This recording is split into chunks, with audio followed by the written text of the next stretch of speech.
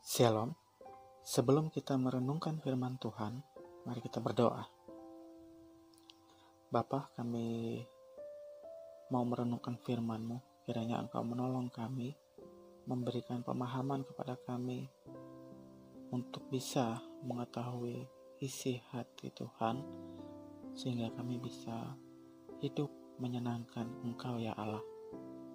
Kiranya kuasa Roh Kudus bekerja di dalam hati kami setiap pribadi, dan melalui virtual ini kiranya Engkau memberkati firman Tuhan yang disampaikan. Dalam nama Yesus kami sudah berdoa dan mengucap syukur. Amin.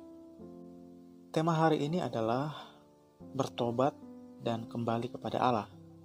Diambil dari kitab Wahyu pasal 2 ayat 1 sampai dengan yang ke-7. Apabila kita memperhatikan beberapa bulan belakangan ini, setelah melihat situasi yang terjadi di dunia dan yang terbaru banyak rumor yang beredar mengenai vaksin COVID, yang mana semua itu dikait-kaitkan dengan antikris, dan kita juga dapat melihat banyak yang mengacu pada tokoh-tokoh dunia itu dikatakan sebagai antikris, ataupun kejadian-kejadian yang terjadi pada alam ini yang dihubungkan dengan akhir zaman. Dan rumor atau desas-desus yang beredar pun itu menimbulkan ketakutan. Apalagi yang terbaru ini ya, yang vaksin tadi. Ada di kalangan Kristen yang mengatakan bahwa jika memakai vaksin sama dengan memakai tanda dari antikris, karena ada chip dan lain sebagainya. Ketakutan akan situasi akhir zaman. Bahkan tidak sedikit juga ketakutan akan lautan api neraka yang tidak akan pernah padam itu. Tetapi hari ini, saudaraku yang terkasih di dalam Tuhan kita Yesus Kristus, kita harus bersama-sama merubah cara berpikir kita mengenai hal-hal akhir zaman. Allah telah memberitahukan kepada kita mengenai kejadian-kejadian pada akhir zaman di dalam Alkitab, seperti salah satunya dalam kitab Wahyu yang akan kita bahas hari ini. Dalam Wahyu pasal 2 ayat 1-7, tuliskanlah kepada malaikat jemaat di Efesus. Inilah firman dari Dia yang memegang ketujuh bintang itu di tangan kanannya dan berjalan di antara ketujuh kaki dian emas itu. Aku tahu segala pekerjaanmu, baik jerih payahmu maupun ketekunanmu. Aku tahu bahwa engkau tidak dapat sabar terhadap orang-orang jahat, bahwa engkau telah mencobai mereka yang menyebut dirinya rasul, tetapi yang sebenarnya tidak demikian, bahwa engkau telah mendapati mereka pendusta. Dan engkau tetap sabar dan menderita oleh karena namaku, dan engkau tidak mengenal lelah. Namun demikian aku mencela engkau, karena engkau telah meninggalkan kasihmu yang semula. Sebab itu ingatlah betapa dalamnya engkau telah jatuh. Bertobatlah dan lakukanlah lagi apa yang semula engkau lakukan. Jika tidak demikian, aku akan datang kepadamu, dan aku akan mengambil kaki dianmu dari tempatnya, jikalau engkau tidak bertobat. Tetapi ini yang ada padamu, yaitu engkau membenci segala perbuatan pengikut-pengikut Nikolaus yang juga kubenci. Siapa bertelinga, hendaklah ia mendengarkan apa yang dikatakan Roh kepada jemaat-jemaat. Barang siapa menang, dia akan kuberi makan dari pohon kehidupan yang ada di Taman Firdaus Allah. Sebelum lebih jauh, kita masih memahami ada pesan bagi pembaca kitab Wahyu. Dalam Wahyu pasal 1 ayat 3 berkata begini, berbahagialah ia yang membacakan dan mereka yang mendengarkan kata-kata nubuat ini dan yang menuruti apa yang tertulis di dalamnya, sebab waktunya sudah dekat. Saudara, bagaimana bisa kita membaca kitab yang kalau kita perhatikan kitab Wahyu ini ada banyak yang tampaknya mengerikan. Ya memang mengerikan, bagaimana kita melihat murka Allah itu ditumpahkan atas dunia.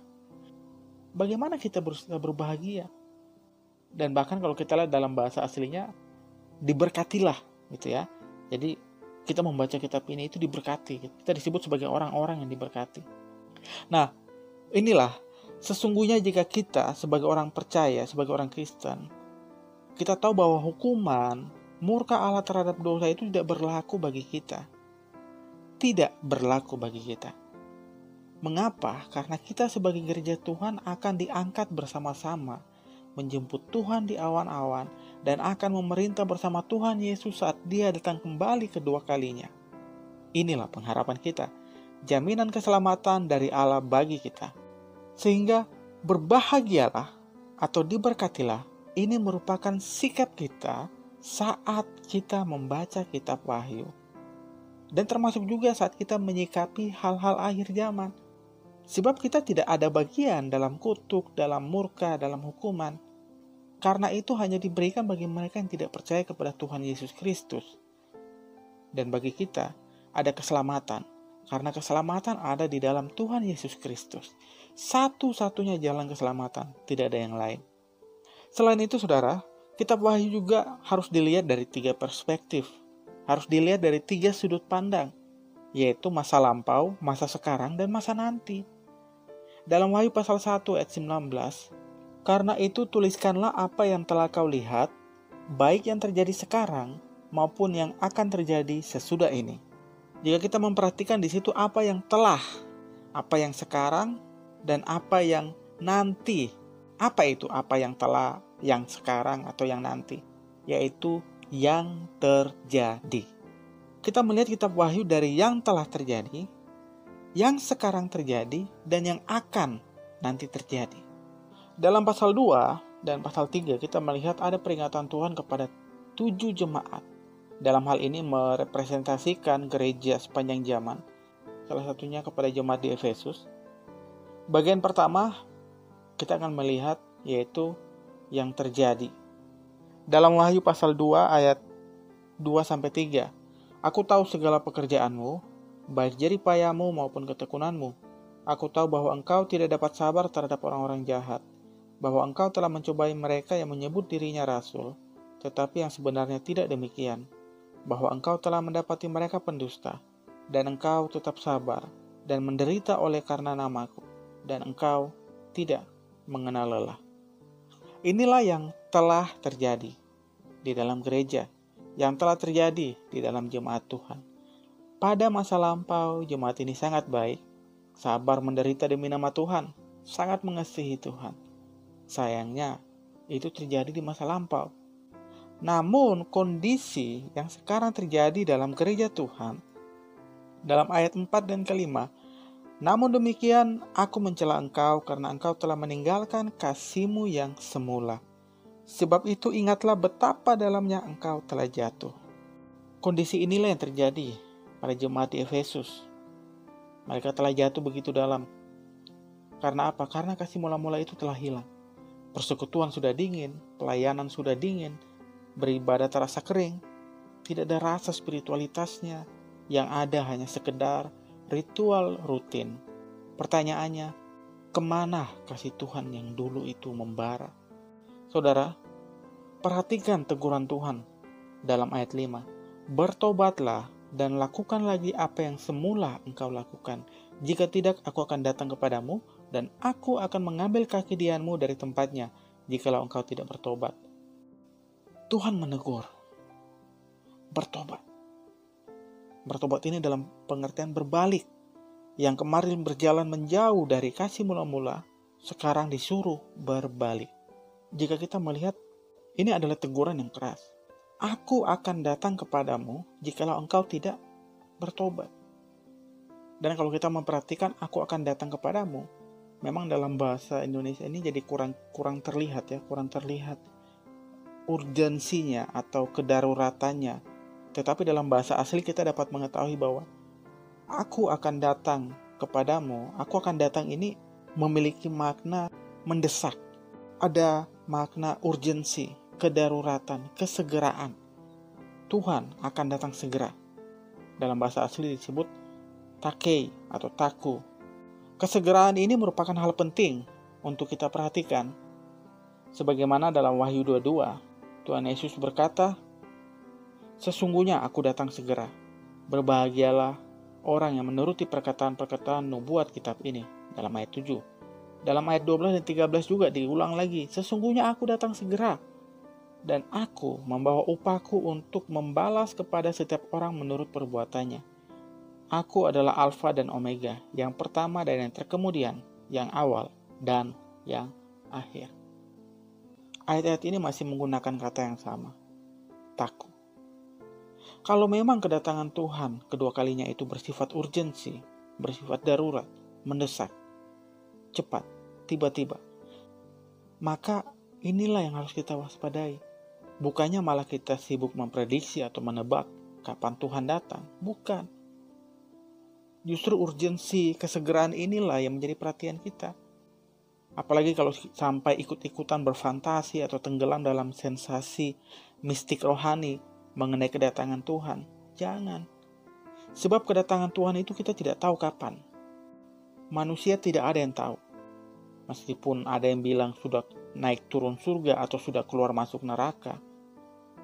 Firman Tuhan katakan dengan jelas bahwa selain Bapa tidak ada yang tahu kapan Tuhan Yesus akan datang kembali.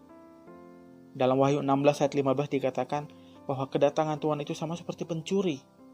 Tiba-tiba. Tidak ada yang tahu. Itu sebabnya disuruh apa? Berjaga-jaga, menjaga kekudusan hidup.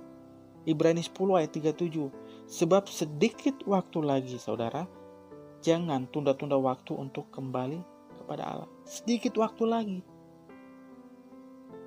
Matius 24 ayat 13. Kita tidak tahu kapan harinya, kapan saatnya anak manusia itu datang. Tidak tahu.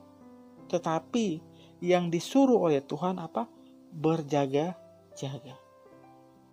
Karena yang kita tahu bahwa Tuhan pasti akan datang kembali.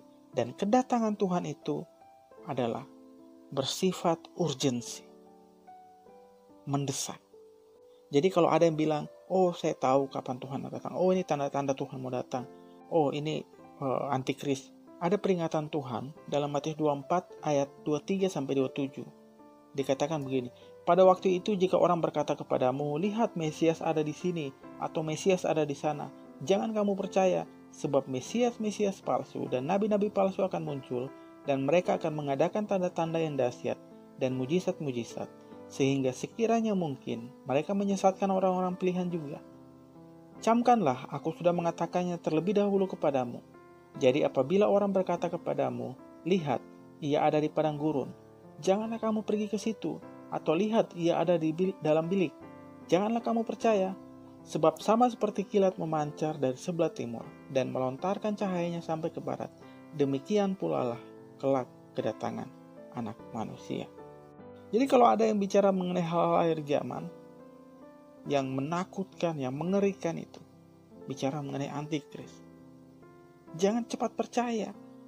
Jangan ikut-ikutan. Mengapa? Karena kita sebagai orang Kristen, kita sebagai orang percaya, bukan itu fokus kita, bukan. Tetapi bagaimana kita memperhatikan sikap hidup kita.